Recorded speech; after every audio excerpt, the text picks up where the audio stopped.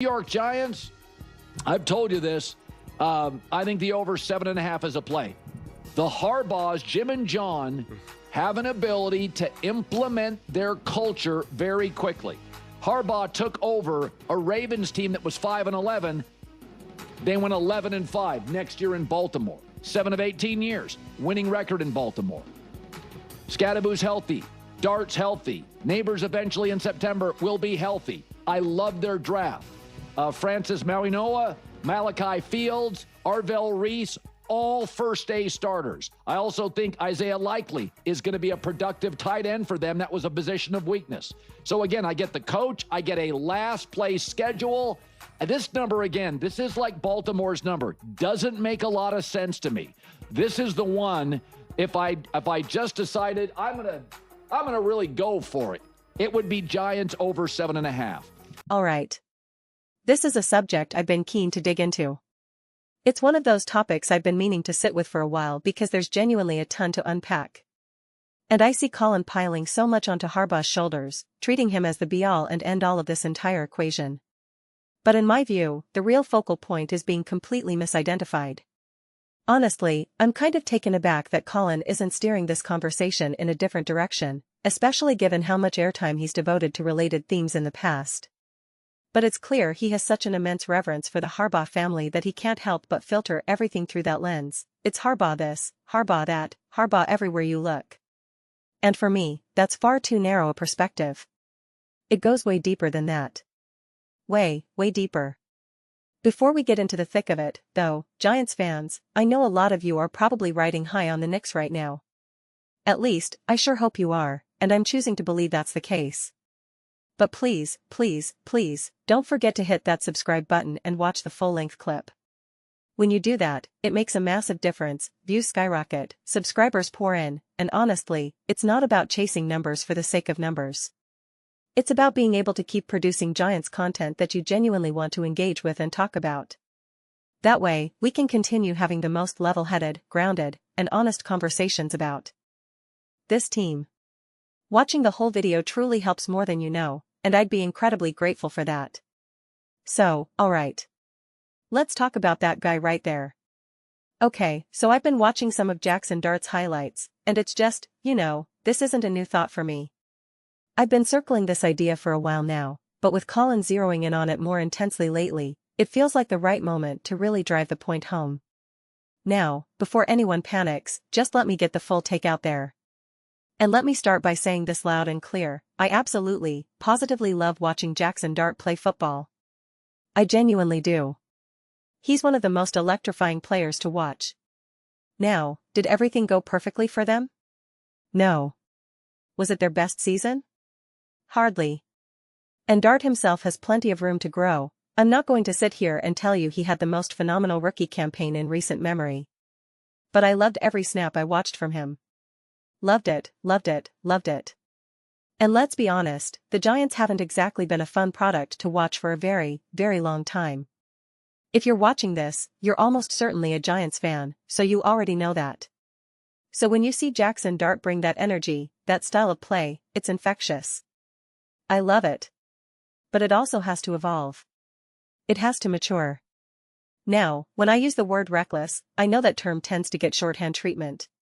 People hear it and immediately think, oh, Colin keeps talking about him being in the blue tent all the time, and they reduce it to just injury risk. But it's more nuanced than that. Yes, he has to learn to protect himself, to be smarter about his health, to evolve past those rookie instincts. But it's also about his mentality, that all or nothing, go for broke approach. It's very reminiscent of what we've seen from Josh Allen, and that kind of mindset can absolutely come back to bite you. So unless that gets reined in, just like it had to for Allen, just like it had to for Mahomes, it's going to be an issue. And look, aside from all the schematic gifts and the offensive infrastructure Andy Reid has built for Mahomes over the years, one of Reid's biggest contributions has been helping to temper that impulsiveness. That's what great coaches do. And that's not going to be Harbaugh's job here. It's just not. It's going to be Matt Nagy. That's the core of it, more than anything else. This entire situation boils down to the dynamic between Jackson Dart and Matt Nagy. That, to me, is 100% the heart of the matter. Think about it this way. Look at the Chicago Bears last year, they were an absolute disaster. Total chaos. And you had Caleb Williams coming in as a rookie. It was a mess, through and through. Now, if they had brought in Harbaugh instead of Ben Johnson, and if Ben Johnson weren't there to run the offense, Caleb's situation doesn't transform overnight. It just doesn't. Would the team be more organized? Sure. Would Caleb have more support? Absolutely, no question. But at the end of the day, what really moved the needle for that team was having an offensive mind who could completely overhaul the system, put Caleb in consistent positions to thrive, and create so many steady, repeatable looks that even when Caleb made mistakes, missed throws, poor accuracy, they were still winning games. They were still highly competitive week in and week out. That's exactly what the Giants are going to need from Matt Nagy. Not from Harbaugh. That's just where I land on this, and I feel strongly about it. And the reason I bring this up is because Colin pointed to the Ravens and made the argument that they're taking a step backward because they lost Harbaugh, while the Giants are taking a step forward because they gained him. I've said this before, and I'll say it again, Harbaugh is the floor. Jackson Dart is the ceiling. That's the whole equation in a nutshell. Harbaugh is the floor. The ceiling belongs to Jackson Dart. Harbaugh isn't going to be the one tasked with actually developing Dart on a granular level. Sure, they'll have conversations. They'll probably go over defensive looks together. Harbaugh will tell him stories about coaching Lamar Jackson, what Lamar had to go through, what adjustments he had to make, how he grew into the player he is today. And that's all fine. But I honestly don't think that's going to fully resonate with a player like Jackson Dart. That's just my gut feeling. Based on the personalities involved, that's my personal read. You're welcome to disagree, that's fair, but that's where I stand. Now, I'm not saying Harbaugh won't reach him at all. I'm not saying there won't be any connection whatsoever. Don't twist my words. I'm not claiming Harbaugh will be irrelevant to Dart. That's not what I'm saying. But think about Sean McDermott and Josh Allen. At the end of the day, that relationship, in terms of Allen's development, essentially meant nothing. When you look back, it contributed almost nothing to who Allen became as a quarterback. That's just the reality. Same thing with Lamar and Harbaugh. These are two elite, all-time great quarterbacks. And in both cases, the head coach's relationship with them, at least in terms of on-field growth, was largely inconsequential. There wasn't even a consistent ability to manage games in a way that properly supported those quarterbacks or their teams. So why would it be any different with Jackson Dart and the Giants? Does Harbaugh bring competence and organization? Sure, absolutely. Does he bring discipline? Yes.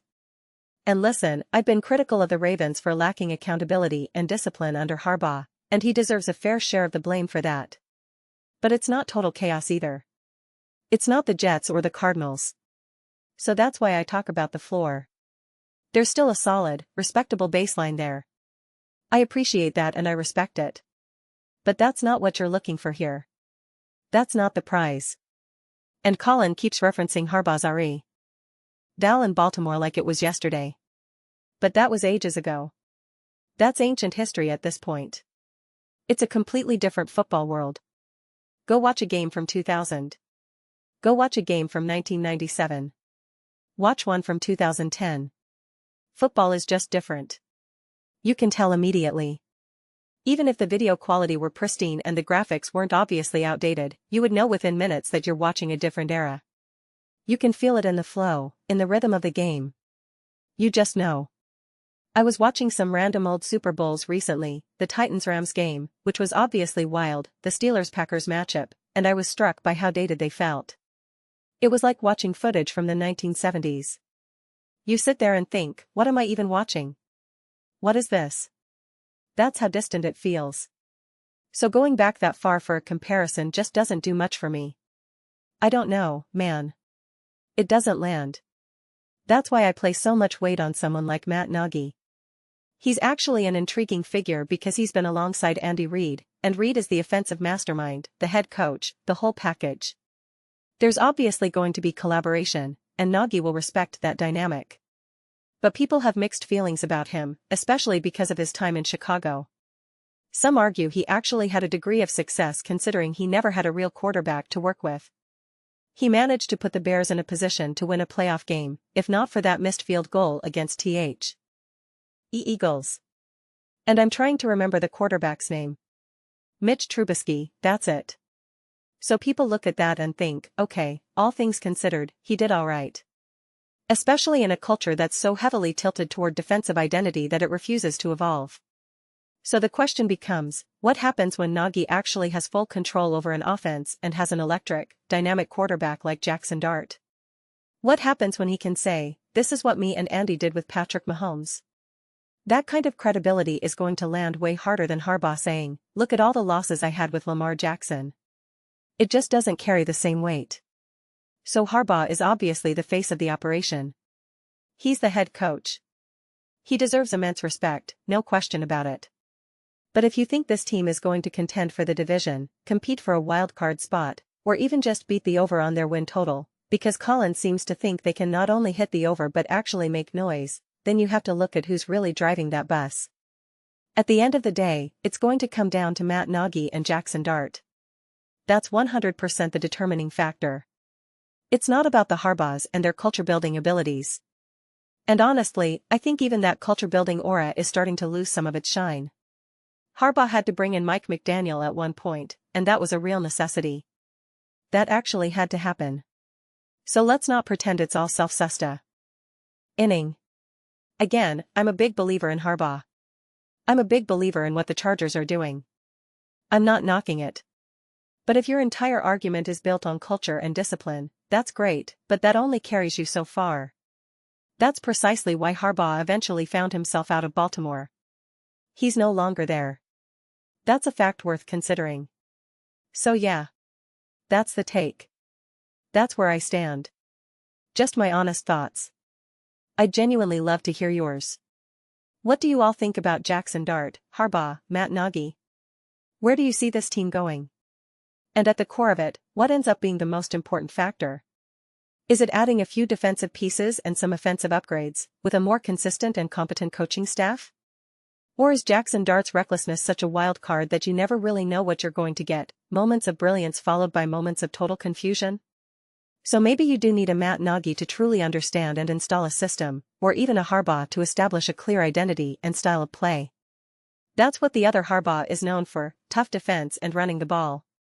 But I don't think the Giants' Harbaugh has quite that same reputation, or at least not the same level of proven success in implementing that across multiple stops, the way Jim Harbaugh has been able to do. So let me know your thoughts. I read every single comment, whether you agree or disagree. Let's get some debates going.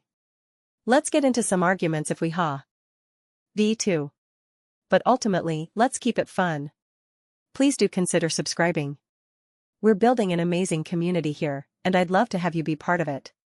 We want to create something that we all genuinely feel connected to, something we're excited to be a part of. I think we're well on our way. Don't forget to give this video a thumbs up, it really helps with visibility and the algorithm. Thank you so much. See you next time.